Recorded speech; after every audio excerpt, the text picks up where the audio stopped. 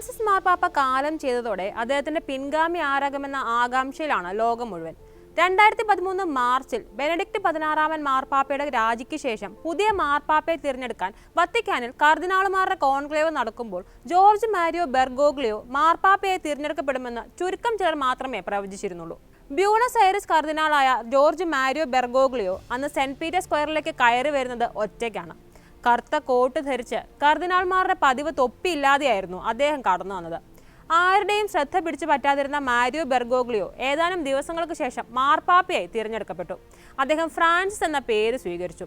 സഭാ നേതൃത്വം പതിറ്റാണ്ടുകളായി നിലപാടെടുക്കാൻ മടിച്ചു നിന്ന പല വിഷയങ്ങളിലും സുവ്യക്തമായ നിലപാടുകൾ കൈക്കൊള്ളാനും എതിർപ്പുകൾ തരണം ചെയ്ത് തന്റെ തീരുമാനങ്ങളിൽ ഉറച്ചു നിൽക്കാനും അദ്ദേഹത്തിന് സാധിച്ചിരുന്നു.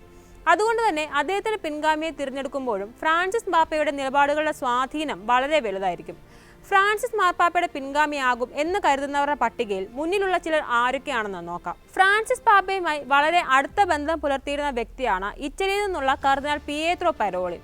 2013 മുതൽ വത്തിക്കാന്റെ സ്റ്റേറ്റ് സെക്രട്ടറി ആയ ഇദ്ദേഹം ചൈനയുമായും മിഡിൽ ഈസ്റ്റിലെ സർക്കാരുകളുമായും സൂക്ഷ്മമായ ചർച്ചകൾ ഉൾപ്പെടെ നയതന്ത്ര കാര്യങ്ങളിൽ പ്രധാന പങ്ക് വഹിക്കുന്നുണ്ട്. 70 വയസ്സാണ് പ്രായം. വിശ്വസനീയനും വിശ്വസ്തനുമായ ഒരു പാപ്പൽ പ്രതിനിധിയായാണ് ഇദ്ദേഹത്തെ മതേതര നയതന്ത്രജ്ഞർ കണക്കാക്കുന്നത്. ദൈവശാസ്ത്ര ചിന്തയിൽ ഉറച്ചു നിന്ന ഫ്രാൻസിസ് പാപ്പയുടെ പുരോഗമന ആശയങ്ങളോട് ആഭിമുഖ്യം പ്രകടിപ്പിക്കുന്ന കർദിനാൾ പിയേത്രോ പരോലിന് വത്തിക്കാനിലെ ഭരണ സംവിധാനങ്ങളെ ചുക്കാൻ പിടിക്കുന്നവരുടെ ശക്തമായ പിന്തുണയുമുണ്ട്. ഫിലിപ്പീൻസിൽ നിന്നുള്ള 67-കാരനായ കർദിനാൾ ലൂയി അന്തോണിയോ താഗ്ലെയാണ് മറ്റൊരാൾ. പോപ്പ് ഫ്രാൻസിസിന്റെ പുരോഗമന ആശയങ്ങളുടെ വക്താവാണ് ഇദ്ദേഹം. മനിലയിലെ മുൻ ആർച്ച് ബിഷപ്പായ താഗ്ലെ തിരഞ്ഞെടുക്കപ്പെട്ടാൽ ഏഷ്യയിൽ നിന്നുള്ള ആദ്യത്തെ പോപ്പായി ഇദ്ദേഹം മാറും. ഒരു കാലത്ത് ഫ്രാൻസിസിന്റെ പ്രിയപ്പെട്ട പിൻഗാമിയായി അദ്ദേഹത്തെ കണക്കാക്കിയിരുന്നു. എന്നാൽ ഈ പിന്തുണ അടുത്തിടെ അദ്ദേഹത്തിന് നഷ്ടമായി.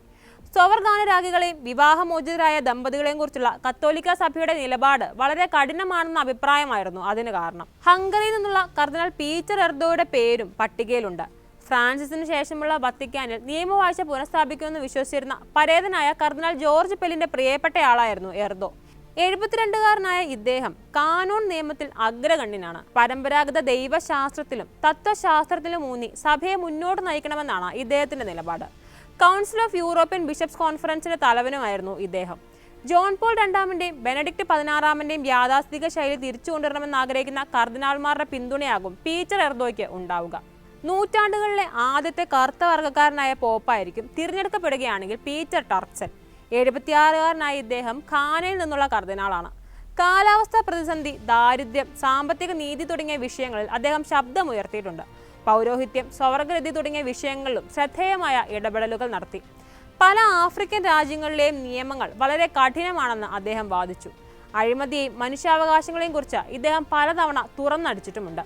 2019 ഫ്രാൻസിസ് മാർപ്പാപ്പ കർദിനാളായി നിയമിച്ച ഇറ്റലിയിൽ നിന്നുള്ള മാറ്റിയോ സുപ്പിയാണ് മറ്റൊരു പ്രധാന വ്യക്തി. സഭയുടെ പുരോഗമന വിഭാഗത്തിൽപ്പെട്ടയാളായാണ് ഇദ്ദേഹത്തെ കണക്കാക്കുന്നത്. 2 വർഷം മുൻപ് ഫ്രാൻസിസ് മാർപ്പാപ്പ അദ്ദേഹത്തെ യുക്രൈനിന്റെ വത്തിക്കാൻ സമാധാന ദൂതനായി നിയമിച്ചിരുന്നു.